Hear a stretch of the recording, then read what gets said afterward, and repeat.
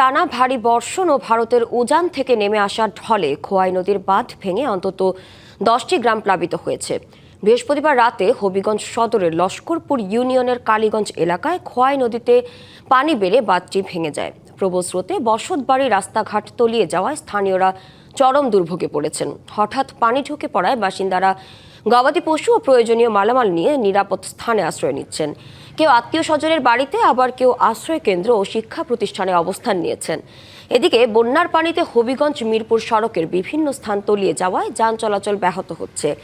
পানি আরও বাড়লে সড়ক যোগাযোগ সম্পূর্ণ বিচ্ছিন্ন হওয়ার আশঙ্কা রয়েছে।